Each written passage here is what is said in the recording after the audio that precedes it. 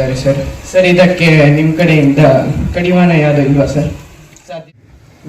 ಮಲ್ಲಿಕಾರ್ಜುನ ಅವರು ಹೇಳಿದ್ರು ಅದು ಸಂವಿಧಾನದ 4ನೇ ಸ್ತಂಭ ಅಂತ.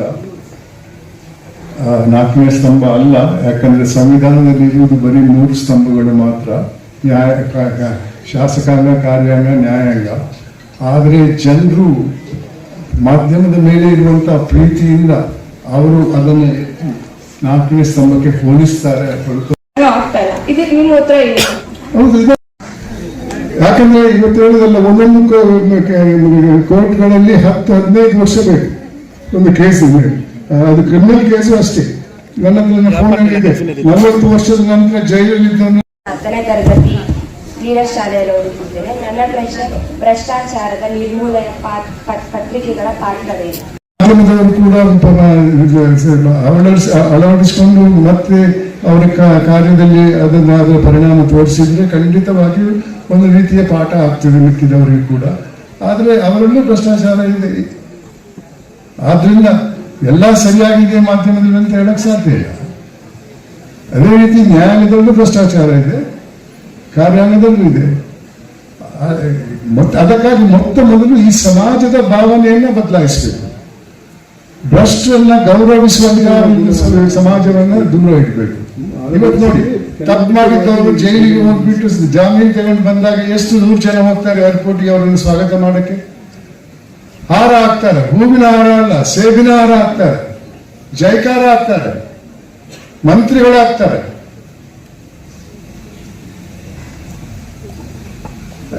ಎಂತಹ ಸಮಾಜದಲ್ಲಿ ಇದ್ದೇವೆ ನಾವು?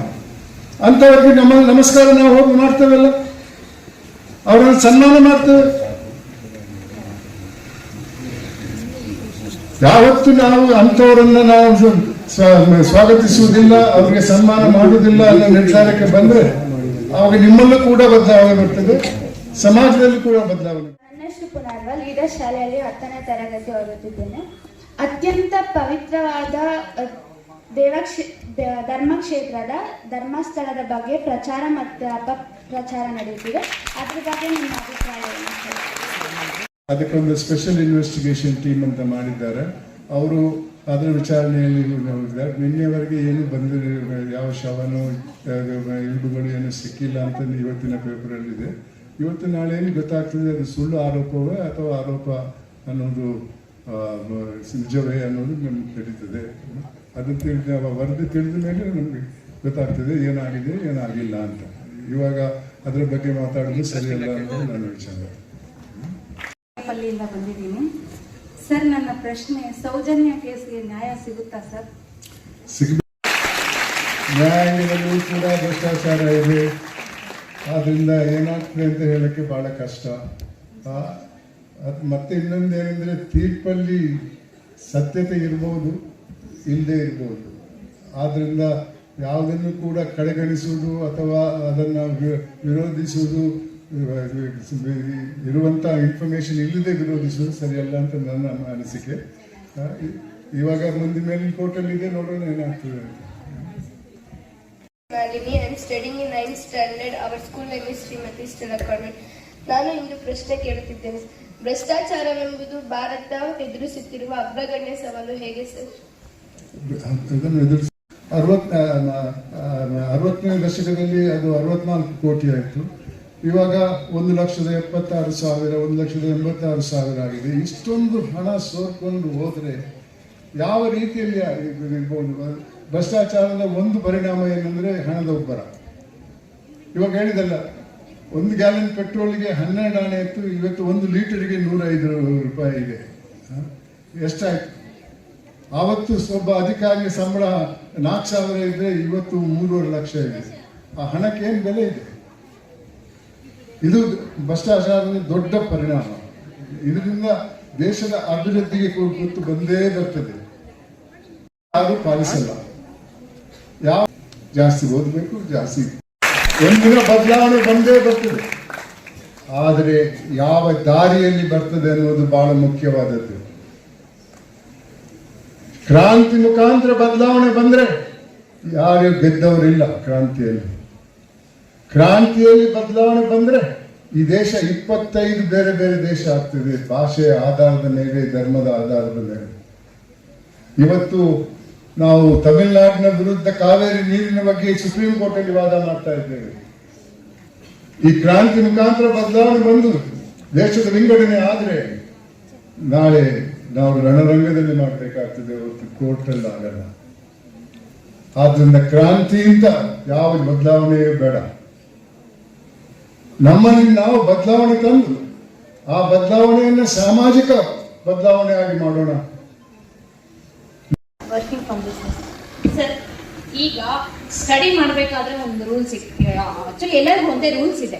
ಒಂದ್ಸಲ ಜೈಲ್ಗೆ ಹೋಗಿ ಬಂದ್ಮೇಲೆ ಮತ್ತೆ ಎಲೆಕ್ಷನ್ ನಿಲ್ಬಾರ್ದು ಅನ್ನೋದು ಒಂದು ಮಕ್ಕಳಿಗೆಲ್ಲ ಹೇಳ್ಕೊಡ್ತಾರೆ ಶಿಕ್ಷಕರು, ಬಟ್ ಎಲ್ಲರಿಗೂ ಗೊತ್ತು. ಬಟ್ ಅದೇ ಮುಖ್ಯಮಂತ್ರಿಗಳಾಗ್ಲಿ, MP ಗಳಾಗ್ಲಿ, MLA ಗಳಾಗ್ಲಿ ಹೋಗ್ತಾರೆ, 3 ತಿಂಗಳಿಗೆ ಬಂದು ಮತ್ತೆ ಎಲೆಕ್ಷನ್ ನಿಲ್ತಾರೆ. ಅವ್ರಿಗೊಂದು ನ್ಯಾಯ, ನಮಗೊಂದು ನ್ಯಾಯ. ಯಾಕೆ ಸುಪ್ರೀಂ ಕೋರ್ಟ್ ಎತ್ತಿಡಿತಿಲ್ಲ?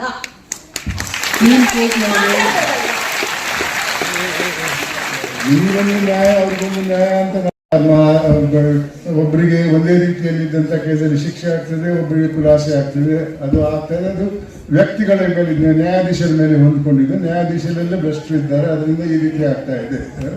ಅದು ಅಲ್ಲ ಸರ್, ಈಗ ಆಲ್ರೆಡಿ ತಪ್ಪಿಲ್ಲ ಅಂದ್ರೆ ಜೈಲ್ಗೆ ತಪ್ಪಿದ್ರೆ ಈಗ ಯಾರು ಹೋಗಿದ್ದಾರೆ ತಪ್ಪಿಲ್ಲ? ಎಷ್ಟು ಜನ ಹೋಗಿಲ್ಲ ಸರ್? ನಮ್ಮ ಮುಖ್ಯಮಂತ್ರಿಗಳು ಹೋಗ್ಲಿಲ್ವಾ? ತಪ್ಪಿದವ್ರು ಹಾಕಿಲ್ಲ ಅಂತ ಅಲ್ಲ, ಅದನ್ನು ನಾನು ಹೇಳುದು. ಅಂತ ವ್ಯಕ್ತಿಗಳು ಖರೀದಿ ಮಾಡ್ತಾರೆ ನ್ಯಾಯಾಧೀಶರನ್ನು.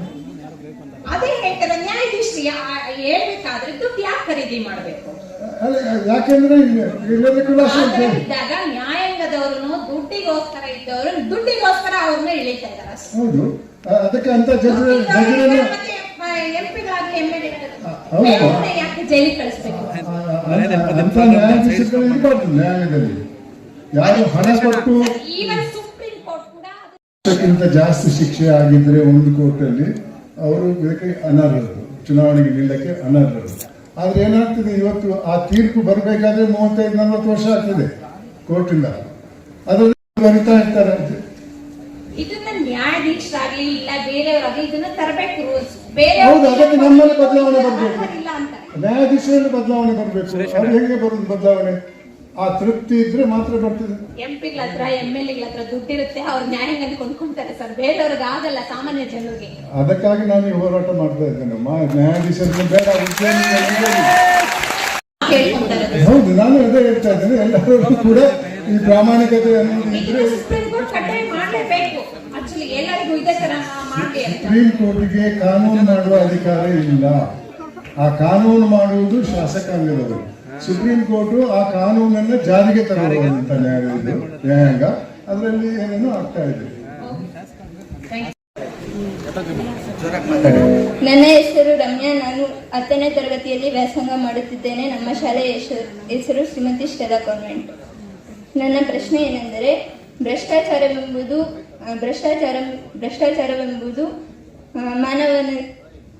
ಮಾನವನೇ ನಿರ್ಮಿಸಿಕೊಂಡ ಸರಪಳಿ. ಅದನ್ನು ತುಂಡರಿಸುವುದು ಹೇಗೆ ಸರ್? ದುರಾಸೆ ಅನ್ನೋ ರೋಗ ಇರಲ್ಲ. ದುರಾಸೆ ಅನ್ನೋ ರೋಗ ಇಲ್ಲದೆ ಇದ್ರೆ ನೀವು ಪ್ರಾಮಾಣಿಕರಾಗಿರ್ತೀರ. ನಿಮ್ಮ ಅದೇ ರೀತಿಯಲ್ಲಿ ಮಿಕ್ಕಿದವರು ಕೂಡ ಪ್ರಾಮಾಣಿಕರಾಗುವ ಪ್ರಯತ್ನ ಮಾಡಿ ಪ್ರಾಮಾಣಿಕರ ಸಂಖ್ಯೆ ಜಾಸ್ತಿ ಆದರೆ ಆವಾಗ ಸಮಾಜದಲ್ಲಿ ಶಾಂತಿ ಸೌಹಾರ್ದ ಇರ್ತದೆ. ಇವತ್ತು ಏನಾಗಿದೆ ಅಂದ್ರೆ ಭ್ರಷ್ಟರ ಸಂಖ್ಯೆ ಜಾಸ್ತಿ ಆಗಿದೆ, ಪ್ರಾಮಾಣಿಕರ ಸಂಖ್ಯೆ ಕಮ್ಮಿ ಆಗಿದೆ. ಅದರಿಂದ ಈ ಸಮಸ್ಯೆಗಳು ಬರ್ತಾ ಇದೆ. ಈ ಭ್ರಷ್ಟಾಚಾರಕ್ಕೆ ಮದ್ದಿಲ್ಲ, ಯಾವ ಕಾನೂನಿಗೂ ಈ ಭ್ರಷ್ಟರು ಹೆದರಲ್ಲ. ಆದ್ರಿಂದ ಈ ಬದಲಾವಣೆ ಆಗಬೇಕನ್ನೋದನ್ನು ನಾನು ಹೇಳ್ತೇನೆ. ಇದ್ರ ಬಗ್ಗೆ ಜಾಸ್ತಿ ಮಾತಾಡಲು ಜನರು, ನಾನು ಪ್ರಯತ್ನ ಮಾಡ್ತಾ ಇದ್ದೇನೆ. ನನ್ನ ಕಾಲದಲ್ಲಿ ಈ ಬದಲಾವಣೆ ಬರಲ್ಲ ಅನ್ನೋದು ನನಗೆ ಗೊತ್ತಿದೆ. ನನಗೆ ಮಕ್ಕಳು ಕೂಡ ಇಲ್ಲ, ನನ್ನ ಮಕ್ಕಳು ಸುಖವಾಗಿರ್ಬೇಕಂತ ನಾನು ಇಲ್ಲಿ ಬಂದದ್ದಲ್ಲ. ಆದ್ರಿಂದ ನಿಮ್ಮ ಯುವತಿಯರಿಗೆ ನಿಮ್ಮ ಭವಿಷ್ಯದ ಬಗ್ಗೆ ಸ್ವಲ್ಪ ಮಾಹಿತಿ ಕೊಡೋಣ. ನೀವೇ ಅರ್ಥ ಮಾಡ್ಕೊಳ್ಳಿ, ಮುಂದೆ ಏನಾಗಬಹುದು. ನಾವು ಬದಲಾವಣೆ ತರದೇ ಇದ್ರೆ ಆ ಬದಲಾವಣೆ ಬಹಳ ಮುಖ್ಯವಾಗಿದೆ.